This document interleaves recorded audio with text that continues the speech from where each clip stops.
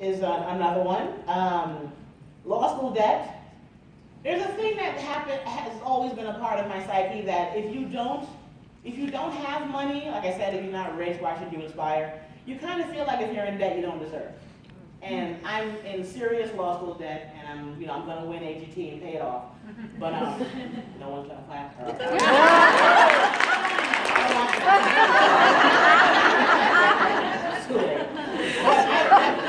My self-esteem is taking a tumbling because I've been in debt for so long, and I've always felt like, why would you aspire to have big things in life if you are in such debt? So I realize now that, I want to relate to all of you ladies, if you have a lot of debt, it's a temporary thing. It can be temporary. One good job, one good break, one good business idea, one large check, one blessing from God, and your debt can disappear.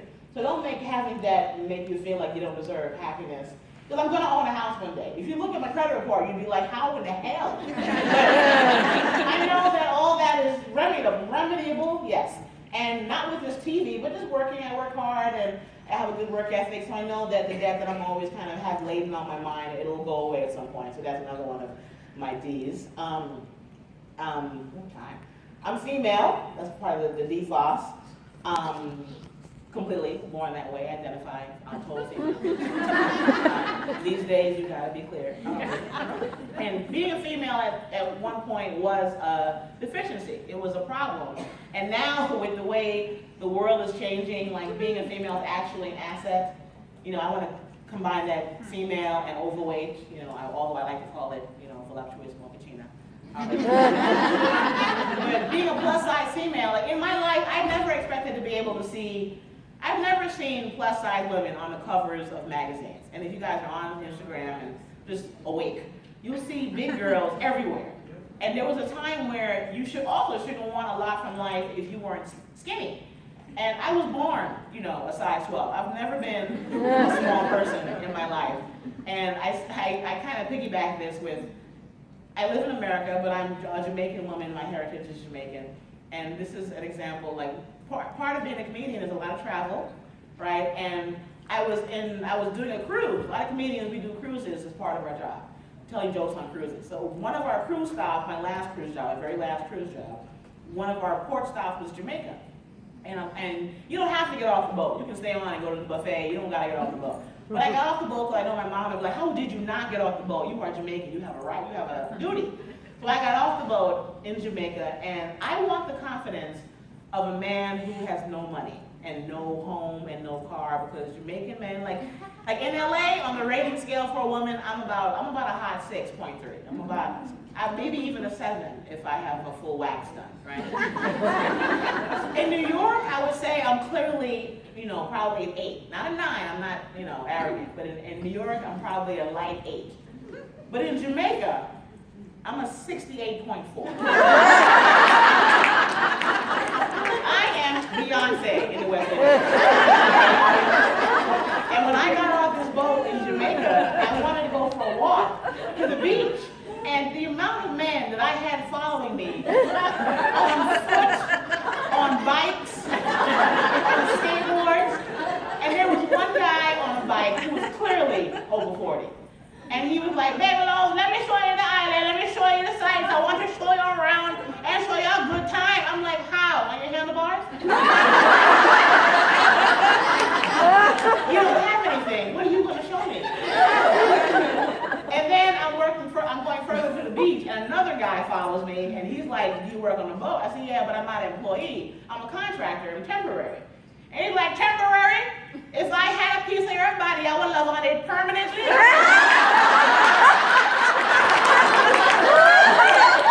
Wait a minute, don't walk too fast. So you see what I'm saying? And somewhere on earth, they want your big ass.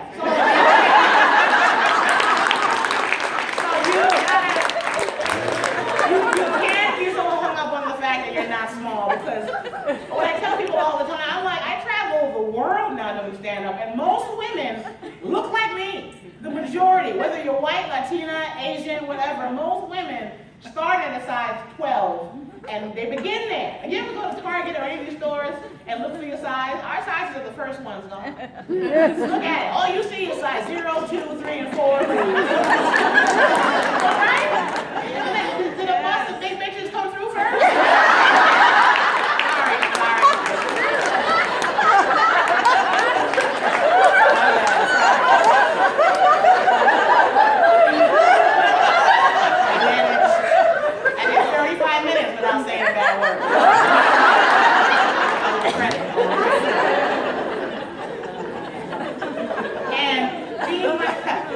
being my size too in Hollywood is also a challenge because I'm also an actress. But what I didn't know is that I'm considered a fat actress. They'll tell you that when you have dreams, right?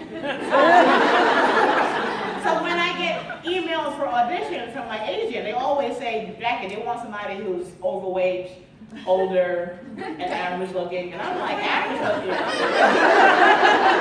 I'm like, totally, I'm adorable. I'm like, older, I'm experienced. And my agent's like, are you going? I'm like, I'll be the first girl at the audition. I'll be there. You hurt my feelings. That's what I'm saying. And I've been trying to lose weight forever, on and on. I don't really care, but then I care. I kind of care when it's time for a bathing suit or a pool party. That's when I care, because Weight Watchers, I've been on Weight Watchers on and off. It's a wonderful company, it's great, but I'm not gonna lie. Sometimes I'm depressed when I go, because you get an app on your phone when you join it, right? Like Facebook, right? And I'm not gonna lie. Sometimes for me, it's a depressing place. The ladies are on there with their pictures when they're at their heavies, and they're like, I hate my body, I want to commit suicide. I see that all the time on Weight Watchers app. And I'm like, it's just fat. I've been fat my whole adult life. I travel the whole world telling this joke. I'm like, I tell men all the time, if you want a piece of this, come get it now. Because when I hit my goal weight, I'm not going to want you no more.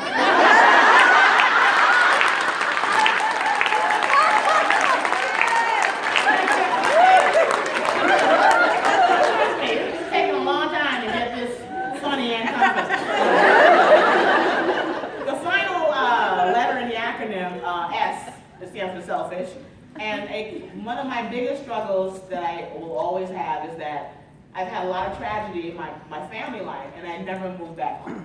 And I will go to my grave wondering, why didn't you, when my sister, I have a younger sister, I forgot about her, oh my God. She's 11 years younger than me. She was shot in the back when she was 19. The bullet severed her spine, and she's been in a wheelchair since she was 19. She's now 36.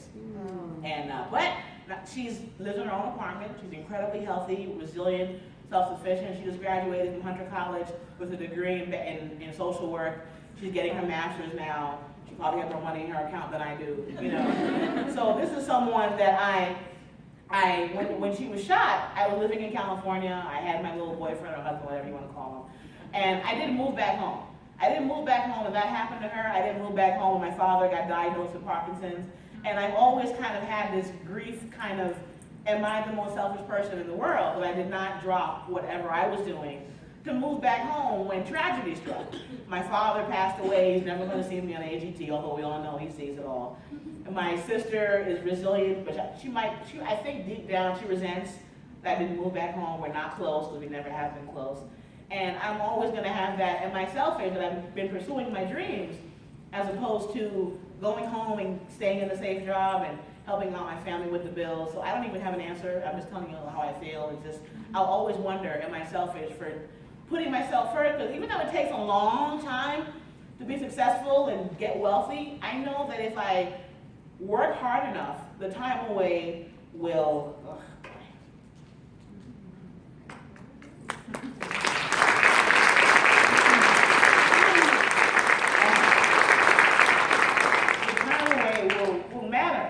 and I'll be able to go home and take over the bills, whatever. So I'm selfish, but I'm hoping it has to pay off. Whew, all righty. These are the action steps, and I just want to go over real quick about how I'm dealing with all this, and I hope you ladies can take this with you somewhere. Know your worth. We hear that a lot, and that I think is the thing you have to do first. If you have to know your worth, because everyone is trying to chisel your worth down. As a woman, we're taught not to want to be center of attention, not to want a raise, not to want to be wealthy, not to want to be the head of the household. We're just always taught to just be like, just take care of the kids, get a good job, stop wanting so much, stop asking, stop aspiring for so much, because there's always going to be a man somewhere to tell you, why don't you just chill? Because this has been my father was the same. My father was also a great guy, but he was a bit of an a-hole also. And he'd see my long nails and the jewelry and makeup and be like, why don't you just tone all that down? And I never wanted to. Because knowing my worth has meant that I've been able to be myself. And that's a hard thing to learn. It might take your whole adult life. But when you know what you're worth, you can come back to the Women's Leadership Conference, and be by yourself. And I have a partner, I deserve to be here alone. I was great with Kelsey, but I also think that I have a light that I can shine by myself. I don't have to have anybody with me, because I know my worth, finally, and I'm not done, but wow, where I was last year, you heard that list, I was jacked up a year ago. Your parents were wrong about everything. And this is something that I learn every day, because you kind of grow up thinking that whatever your parents told you is the way it's supposed to go. But I come from immigrant parents, and immigrant parents just want you to not die. They don't want, I told my mother one time I had dreams, she's like, you need to dream of a job.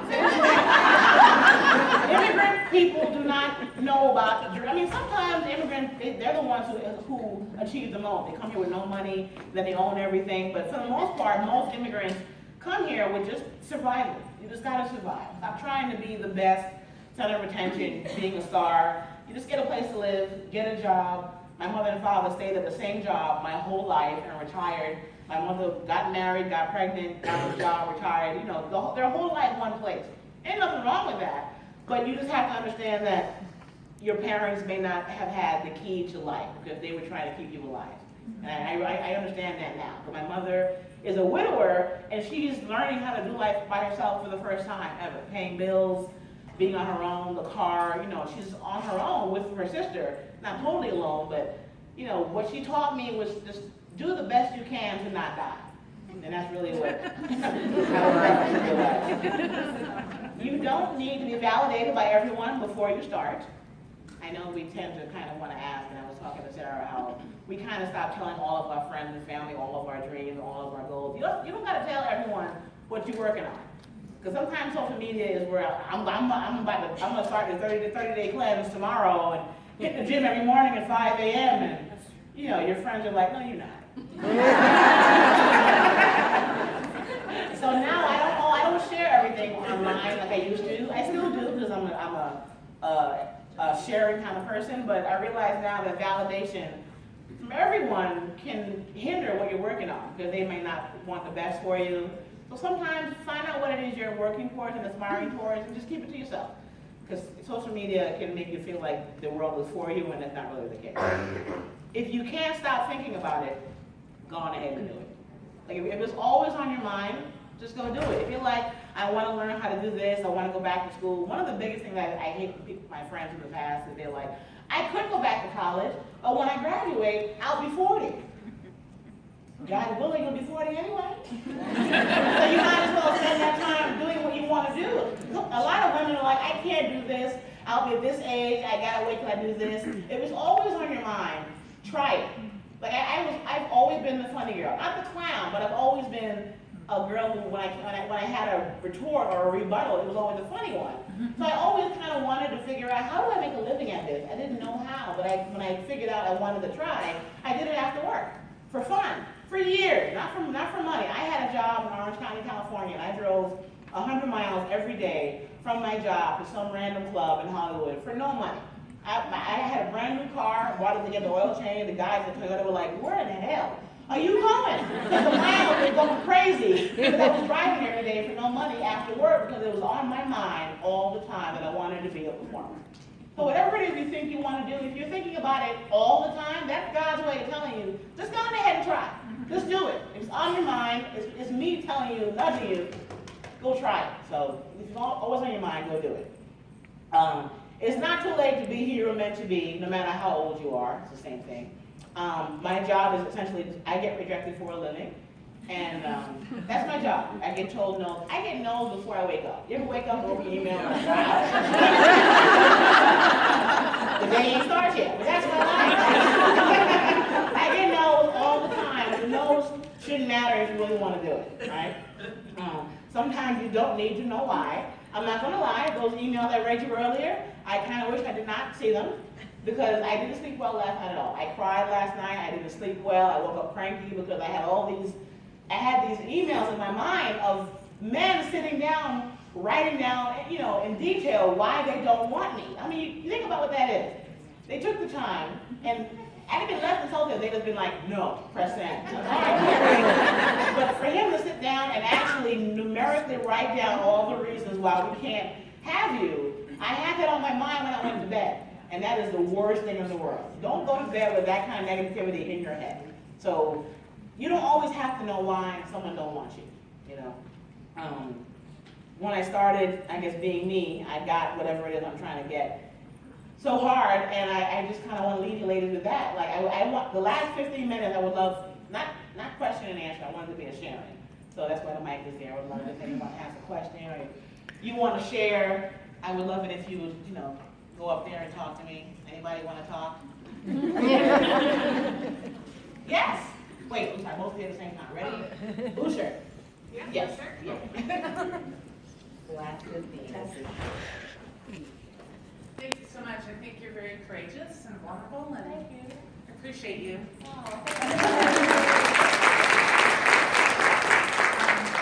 You were talking about how you gave up and you let go finally, and then things came to you. But I also want to applaud your efforts, though. Like your energy, you put that energy out in the universe, and then it came to you. That's kind of how I look at it. I don't know what I'm doing. I don't know. I can relate to that. You know, when I was single a long time ago, I just stopped looking, and then it came. Like that's kind of like I get that. A woman, actually. Girl, I'm not ready to try it again. Okay, you fall in love when you stop trying to.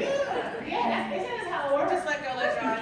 Let go, let God. I already do that too, but when it comes to men, it's hard.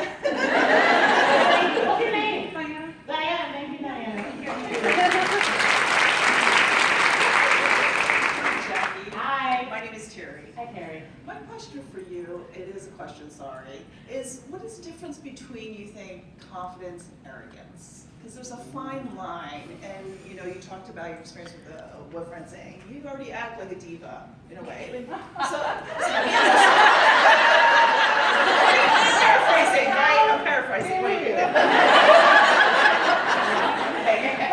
So what do you think it is the difference between confidence and arrogance, and sometimes in the workplace, right? Women who are confident are perceived wrongly as arrogant. Yeah, that one word I used earlier that I shouldn't use.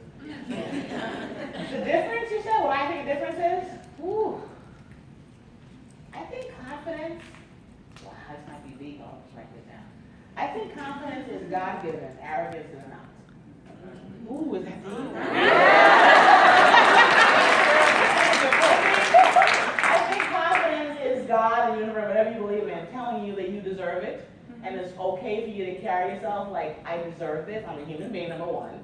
I worked hard. I'm knowledgeable. I'm talented. Confidence is you saying, these are the traits that the universe gave me, /God. And I want to share with everyone. I don't want to dominate you. I don't want to crush you. I don't want you to not shine. But I want you to see what I got to offer. Arrogance, in my opinion, is you don't want anybody else to shine with you. Arrogance is kind of the devil. Arrogance is like, everybody be quiet, it's my turn. Arrogance is, I don't want to bring women with me. I want you to sit down and listen to me and then give me your money and get nothing in return. That's my opinion of what it is. Thank you.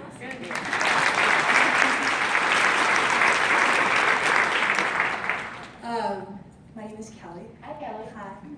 So I hate conferences so much. And you know you're at one right now. So it took everything for me to, get here. But I was like, well, it's women's leadership, and I love women leaders, great people running it. I love MGM. So I was looking through the catalog last night. What am I going to go to? What am I going to go to? And my wife was looking at with me, and she was like, Jackie Fabulous. She's like, I was like, I don't know what that's about. She's like, yeah, but you need to go. Jackie Fabulous, like who, like that name, like who says that, you know? And that's confidence, not arrogant.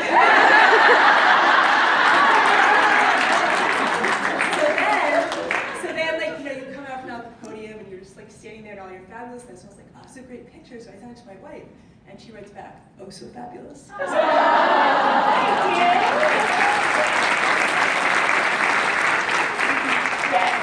Thank you. Hi, I'm Terry as well. So I wanted to say thank you. My cheeks are sore and hurting from laughing so much. But I wanted to ask if there is a a line or a threshold when you talked about selfishness. So like super short story, for 10 years, it was like be the best mom, be the best professional, breadwinner, wife, everything. And then this year I'm like, oh, I'm just gonna go play poker when everybody's asleep at 10 o'clock at night. Take time for myself, I don't care. And it's been like so refreshing. You Just seem to like, very happy. oh, I know, Black in the family, yeah!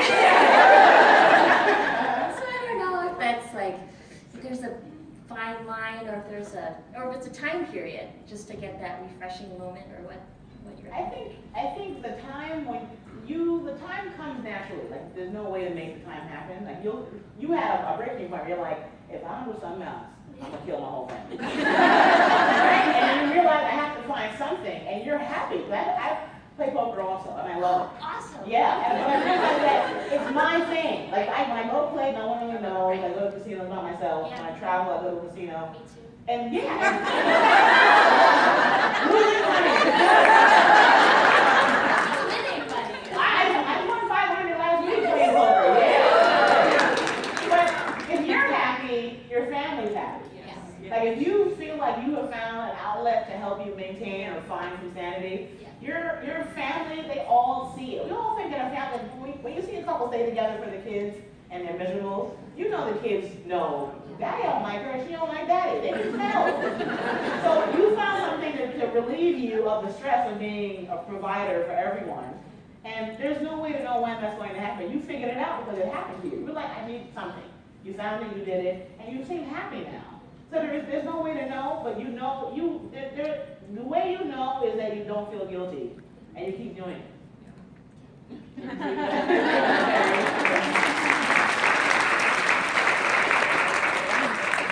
Hey, I like her hair. I think mine is better again.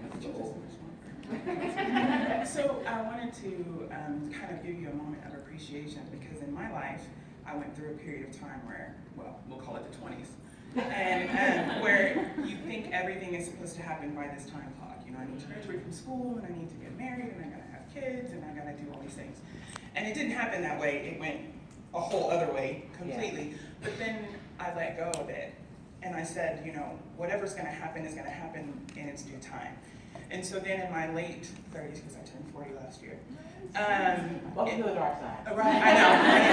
I keep telling people that. But and then, so it was like I hit 37 and I bought the house of my dreams a couple of years later. I married the woman of my dreams. Then a couple of years later, well, I don't even think it was a couple of years later, it was kind of all at the same time. I got the job of my dreams, the side business that I have took off. And it was all after effort was released. Yeah. You know, when I decided that where I was in life was okay. And what happens over time will happen over time. And then you also realize that you really weren't ready for all that when you thought you were ready for it. When you wanted it? Oh, yeah. Yeah, because you would have totally screwed that up. Yeah. But now, you're absolutely in the right place. So I would say that that is probably one of the most powerful things that you said. And for those of you who haven't reached that point in your life yet where you are getting the things that you want, it's time to be patient with yourself. And patient with life in its course, because it will take you where you need to go when you need to get there. And you're not ready until it happens. But thank you for sharing that today.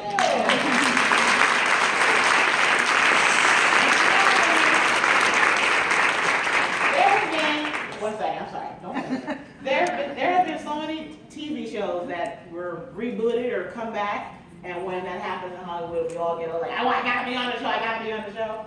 And you feel like if I don't get on the show, my career is gonna fall apart, and then the show gets canceled. That's what it's like with me. Like I gotta get on that. I gotta get on that. And then either I wasn't ready, or I didn't do well, or the show was gone altogether. The point is, don't make you feel like you have to have something, because when you do that, you're probably not ready for it. Side note. Yes. I love your dress. Was failure ever, not failure, quitting, was that ever an option in your mind? I want to quit right now while I'm doing this. I want to quit every single day. I started off in broadcast and, well, no, I have a speech column. I just thought I was going to talk. That was going to be my thing. And it took a path into radio. It's been about 7 years, and I'm real tired of being cute. What do you mean? Like, you're cute, and we'd love you to do this job for a month for $100. I have credit. graduate to bill stipend. Mhm. No, Yeah. thank you. And so it gets to a point, I come from a family of English teachers. So it's like, oh, you want to teach? No, I would rather kick bricks, no thanks. I think kids are good. I'd rather volunteer though. I feel like I lose my creative energy as a teacher. That's just me.